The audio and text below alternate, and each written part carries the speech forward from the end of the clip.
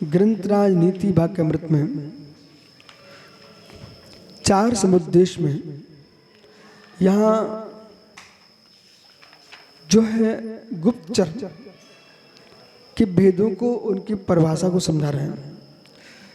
आगे विचार नाम का समुद्देश आएगा, तब आपको विचार समझ में आएगा।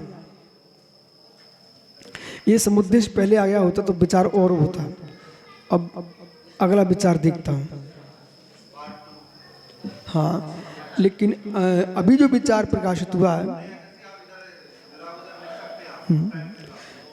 यदि निर्गंत गुरु ब्रह्मचारी गण सब चाहे तो इनको शाम को भगाते वो जाते नहीं। जल्दी सामय करो, जल्दी सब कुछ तो समय मिलेगा।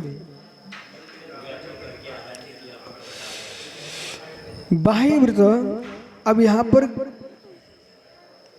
ग्रहपति, सुनो निर्गंत गुरु, दूत जो यानी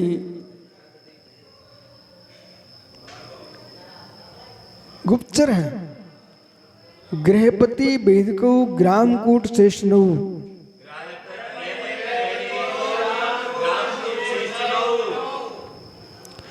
दो दूतों गुप्तचरों की व्याख्या कर रहे हैं। गृहपति, ये दिशा कौन सी है?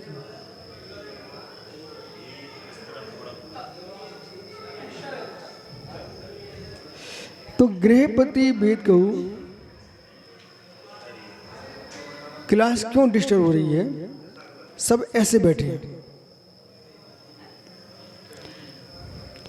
तो गृहपति ग्रामकूट, किसान का भेष बनाया, ठीक है, सामान हलधर बना और गमछा लगाया, सिर पर वही पूरा देहाती भेष बनाया, ग्वाले का मतलब किसर का, और देशांतर में घूम रहा है। तो लोग सब एक थैला को लटका लिए, कोई सामान लेके नहीं गए।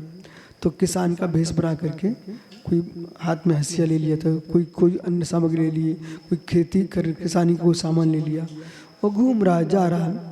तो लोग समझ भाई किसान जा रहा है और सब जगह के रहस्यों को समझ रहा है। इसका नाम है गृहपति। गृहपति, इसका नाम है गृहपति गुप्तचर।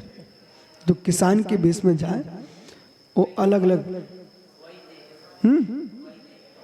है, वो आगे बोल रहे अभी तो अभी गृहपति की व्याख्या कर रहे हैं। तो जो गृहपति है वो किसान की मुद्रा में गया। अब वैदिक है, जो वैदिक है वो श्रेष्ठ लोग सेठ के रूप में व्यापारी की मुद्रा बना करके वो गुप्तचर घूम रहा है और सब रहस्य समझ रहा है सब जगत के। तो ये अलग अलग रूपों में गुप्तचरों को खड़ा किया जाता है, एक ही रूप में नहीं। एक ही रूप में तो पकड़ा जाएगा, कहीं भी पकड़ा जाएगा, कहीं व्यापारी के रूप में, कहीं श्रेष्ठी के रूप में, कहीं किसान के रूप में, ठीक है, कहीं छात्र के रूप में। तो ये गुप्तचर है। बाही वृताद विद्याभ्यास लोकाद्भुत हेतु तापसा, 13वां सूत्र।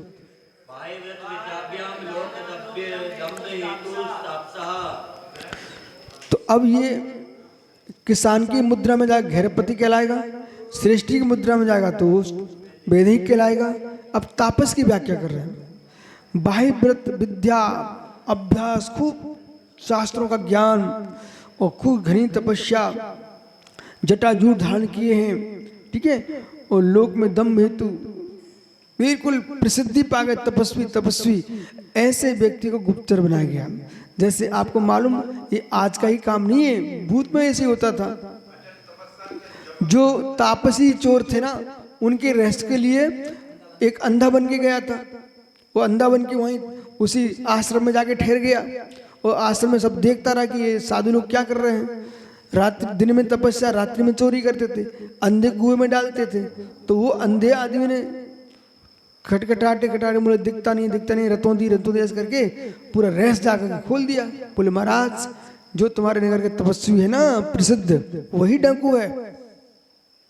ये बड़े बड़े आश्रम में छापे कैसे पड़ रहे हैं, बड़े बड़े आश्रम कैसे लुट रहे हैं। अब मेरी बात सुनिए, जो जादू प्रसिद्ध ज़्यादा साधु हो जाए, ज़्यादा प्रसिद्ध श्रेष्ठी हो जाए, ज़्यादा प्रसिद्ध नेता हो जाए, इन्हें संभल के जीना चाहिए। तुम उड़ो मत, तुम्हारे सामने गुप्तचर लगे हुए हैं। ज़्यादा हाई फाई मत बनो, जितनी प्रसिद्धि होगी उतने आपके ऊपर गुप्तचर लगाए जाएंगे। समझ गए ना? आपको पता ही नहीं चलेगा,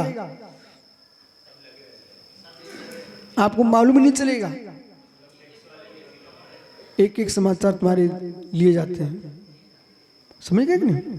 तो इसलिए प्रसिद्ध लोगों को अपने जीवन में संभल के जीना चाहिए। शेष आगे विचार करेंगे।